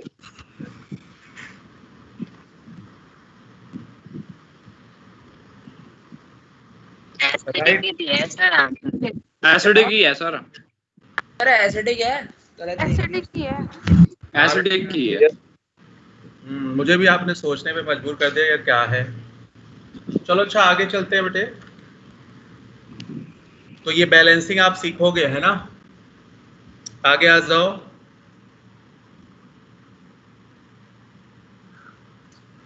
हाँ, आगे आ जाओ। Inner transition element, inner transition element.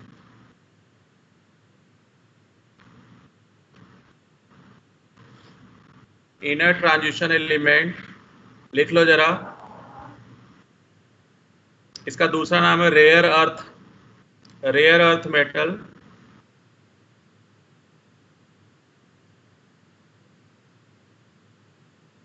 उसी में और ब्रैकेट में लिख लो 3 incomplete shell. Rare rare earth, rare earth metal.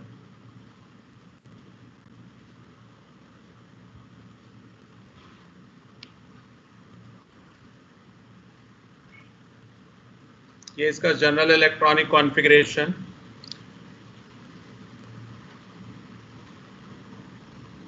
Last electron enter in anti penultimate cell.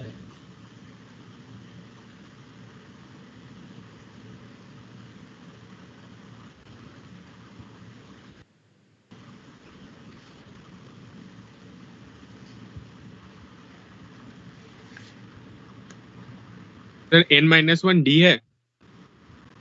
O sorry बेटे जी, n-1 D।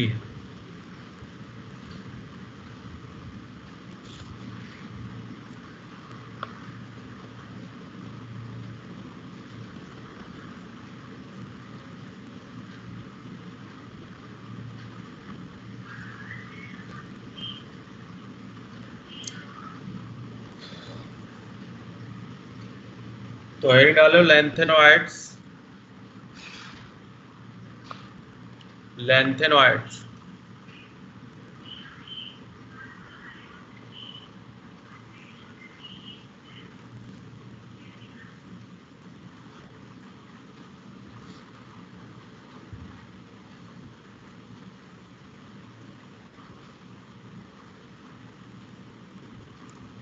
तो इसका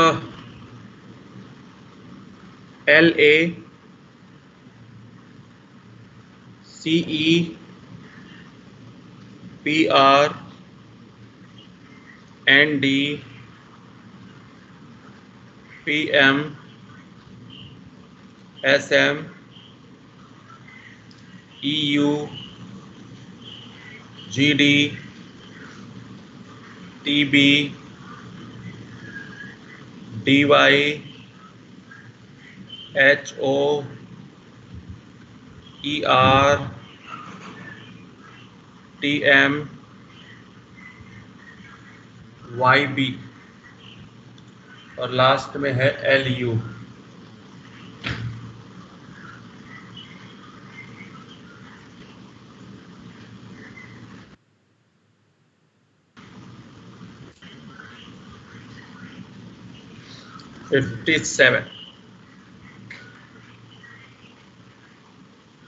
तो हालांकि लैंथेनम तो डी ब्लॉक में ही था,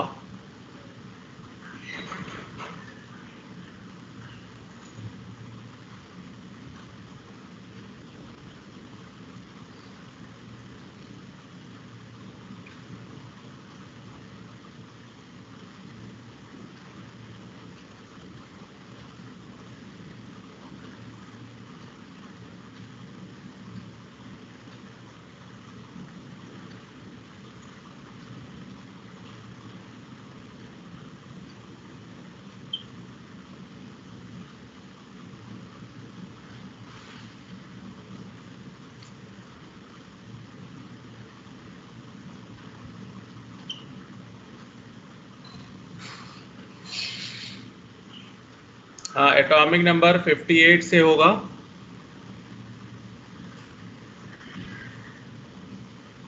से लेके 71 तक।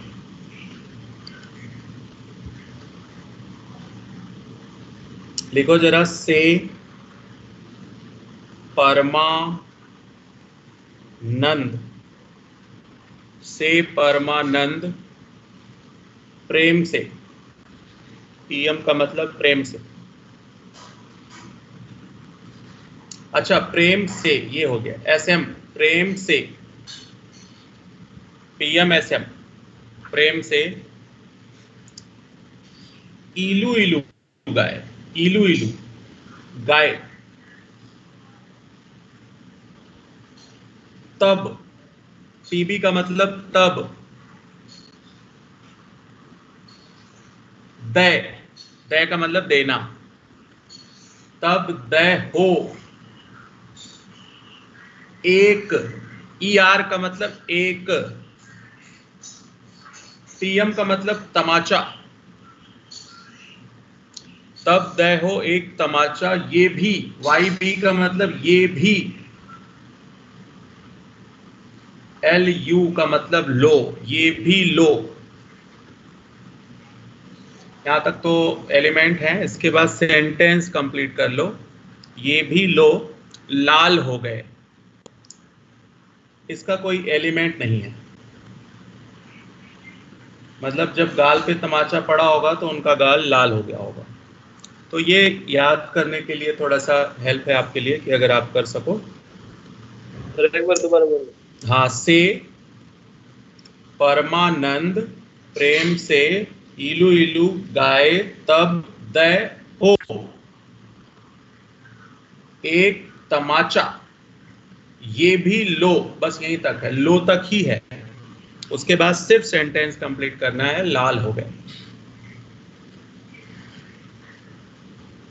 तो ये एटॉमिक नंबर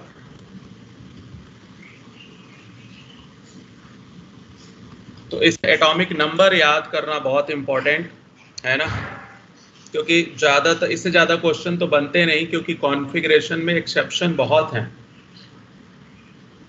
ठीक है, अब जरा इन सबके कॉन्फ़िगरेशन हम करेंगे। सीई, क्योंकि कॉन्फ़िगरेशन से क्वेश्चन है। 4F1 5D1 6S2, बहुत एक्सेप्शन है। PR 4F3, ये F है, 6S2 and D 4F4 6S2 PM 4F5 6S2 SM 4F6 6S2 EU 4F7 6S2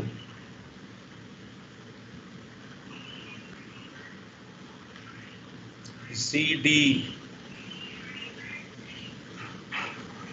4F7 5D1 6S2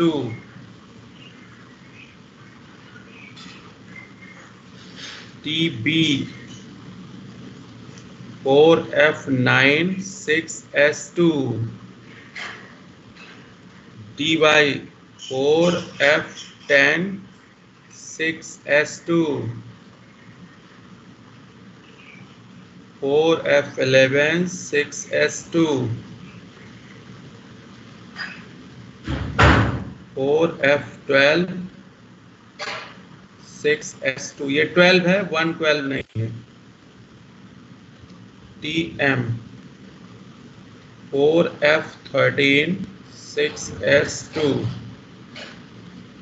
YB 4F14 6S2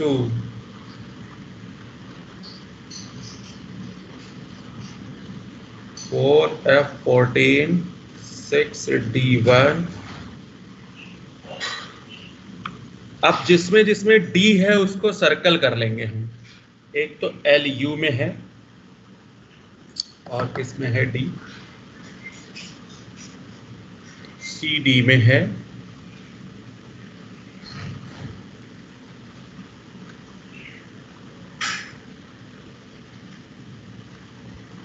और एक CE में है। तो पूछता है कौन कौन से ऐसे एलिमेंट है जिसमें D में 1 इलेक्ट्रॉन है, ये क्वेश्चन आता है। सर LV तो 5D होगा ना? किसमें? LU में 5D होगा ना? LU में हाँ जी 5D है। मैंने कुछ और लिखा है क्या? 6D लिखा हुआ है। नहीं 5 होगा।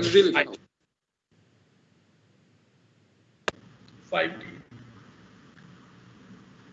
किसमें किसमें D है वो एलिमेंट पूछता है। सर ये सब याद करना होगा और कोई मेथड भी नहीं है बेटे।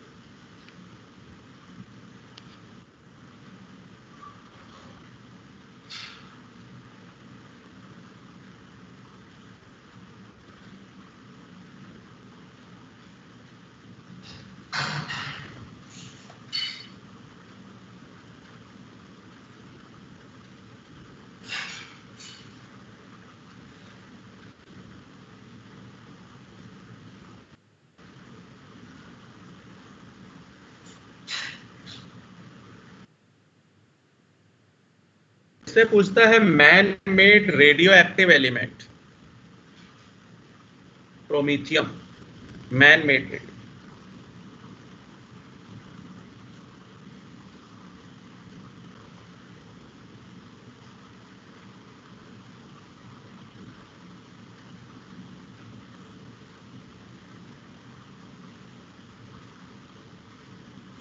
मैंने तो वैसे अप टू डाउन लिखा है लेकिन ये लेफ्ट टू राइट है।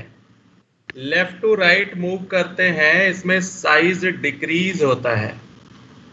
सर मैन मेड कौन सा बताया आपने रेडियो एक्टिव?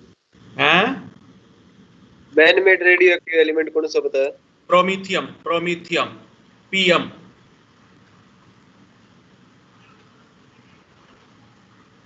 साइज डिक्रीज करती है on moving left to right due to lanthanoid contraction.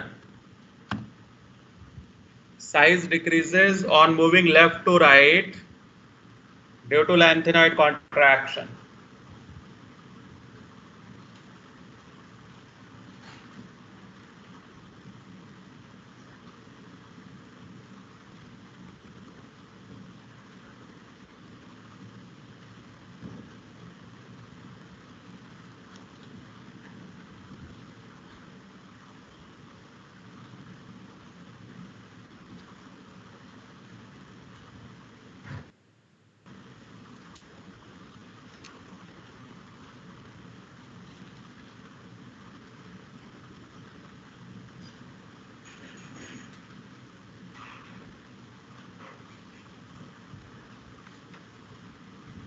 बना लिया बच्चों? Yes sir. तो इसमें तो खैर कुछ कर नहीं सकते हो, कॉन्फ़िगरेशन एक्सेप्शन है और वो कॉन्फ़िगरेशन आप सिर्फ रट सकते हो बस। लैंथेनॉइड कॉन्ट्रैक्शन बोर्ड में 1 नंबर का लगभग फिक्स होता है बेटे, आना समझ गए बात को? तो वो जरूर आप, और उसमें कुछ करना भी नहीं है ना। 4F सीरीज का मतलब लैंथेनॉइड, इससे अगले वाले मतलब 5F का मतलब एक्टेनॉइड सीरीज आ जाएगी। अब बात आती है इसमें लैंथेनॉइड में, तो सीरियम से स्टार्ट होके ल्यूटीटियम तक जाता है। लेफ्ट टू राइट मूव करेंगे तो अभी मैंने बताया आपको कि साइज डिक्रीज होती है लैंथेनॉइड। साइज डिक्रीज के साथ साथ कोवेलेंट कैरेक्टर इंक्रीज होता है बेटे। कोवेलेंट कैरेक्टर अगर इंक्रीज होगा तो बेसिक स्ट्रेंथ डिक्रीज होगी फैजान रूल के हिसाब से। डेंसिटी इंक्रीज होती है बेटे, साइज छोटा होता है तो डेंसिटी इंक्रीज होती है। स्टेबिलिटी भी इंक्रीज होती है।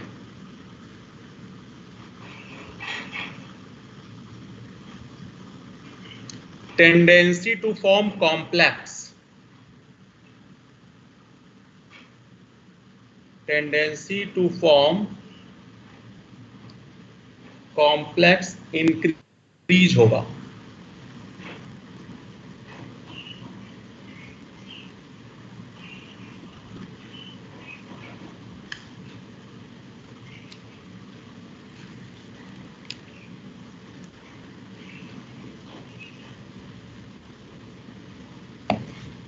ये सारे सिल्वरी वाइट सॉफ्ट मेटल होते हैं।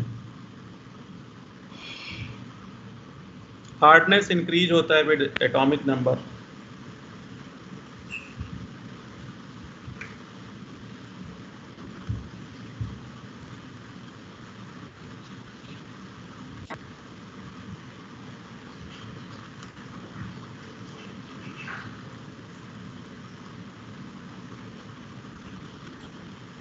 नोट कर लिया?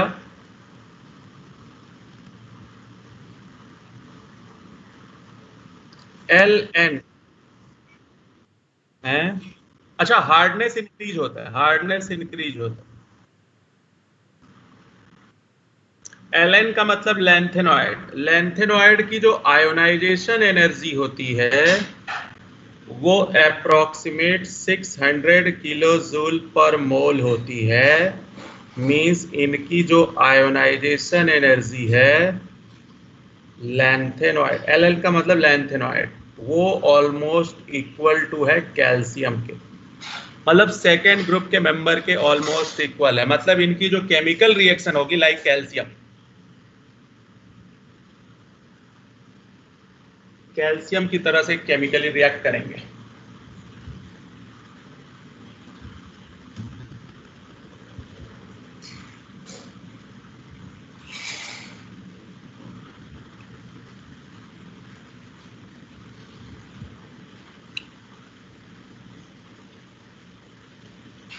अब इनकी केमिकल रिएक्शन,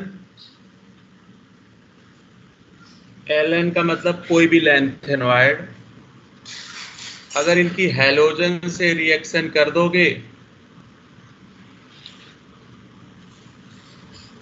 X3 आ जाएगा, क्योंकि इनका मोस्ट कॉमन ऑक्सीडेशन स्टेट +3 होता है, मोस्ट कॉमन ऑक्सीडेशन स्टेट +3 है।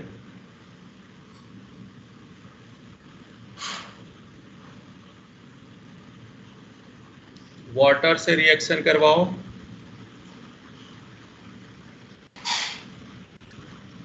बस सारे +3 वाले प्रोडक्ट बना दो।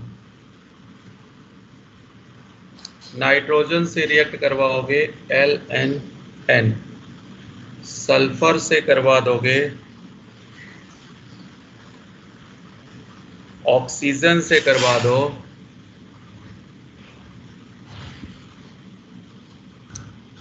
हाइड्रोजन मतलब एसिड से रिएक्शन करवाओगे तो हाइड्रोजन गैस रिलीज कर रहा है, रिलीज करने का मतलब ये हाइड्रोजन से ऊपर होगा बेटे।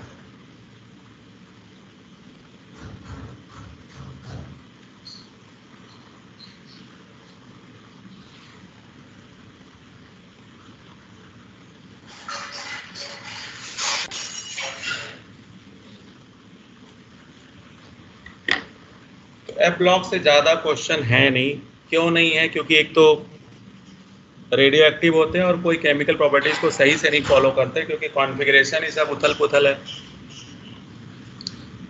अच्छा, इन सब के एक्सेप्शन क्यों है कॉन्फ़िगरेशन में? मैंने आपको बताया था ना, साइज डिफरेंस, जैसे जैसे एटॉमिक नंबर इंक्रीज होता है साइज डिफरेंस डिक्रीज हो जाता है, तो इलेक्ट्रॉन को समझ में नहीं आता कि जाना कहाँ है और चला कहाँ जाता है वो, तो इस वजह से उसके साथ वो इशू होता है।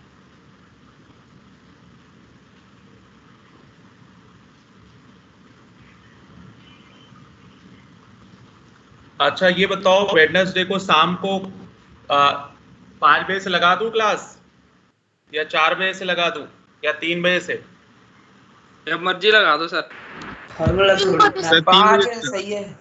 3 से लगा दो। 3 से लगा दूं? Yes sir. Yes sir. Yes sir. ठीक है, 3 से 4:30। ठीक है, तो क्लास कर लें। या आप क्वेश्चन वेश्चन पूछना चाहोगे या टॉपिक समझना चाहोगे पीछे के? That's the topic. क्लास। अच्छा सुनो, क्लास कर लेते हैं, आधे घंटे लास्ट में टॉपिक भी कर देंगे, ठीक है? Last, yes sir. हाँ लास्ट के आधे घंटे टॉपिक भी कर देंगे बेटे, बाकी सब लोग लीव कर जाएंगे जिनको जाना होगा, है ना? ठीक है सर। हाँ मैं अभी ही मीटिंग बना दूंगा, ठीक है? और नहीं तो मुझे मैसेज ड्रॉप कर देना, मैं भूल जाऊंगा नहीं तो। जी सर। हाँ वैसे तो मैं अभी बना दूंगा, तो आप शेड्यूल देख लेना, जब तक आप बॉटनी की क्लास करोगे तब तक तो मैं शेड्यूल कर दूंगा। हाँ चले आगे। Yes sir. तो अब हेरिंग डाल दो एक्टिनोइड्स, तो आज यहीं तक रहने देते हैं, बस ये आधे घंटे और लगेगा इसमें, उसके बाद हमारा बढ़िया वाला चैप्टर स्टार्ट हो जाएगा, कोऑर्डिनेशन। ये बेकार चैप्टर है बेटे, सारी चीजें रटने की हैं और एक्सेप्शन बहुत है।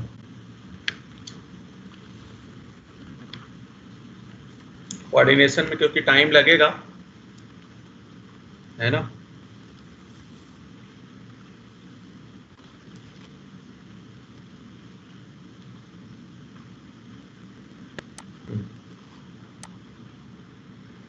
तो हेडिंग डाल दो एक्टिनोइड्स।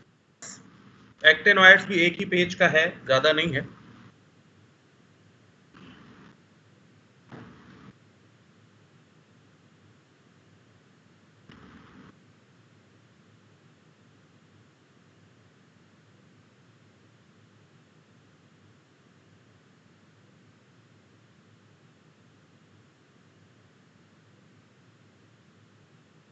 चलो फिर मैं एंड कर देता हूं क्लास को। ओके बच्चों, best of luck. Thank you.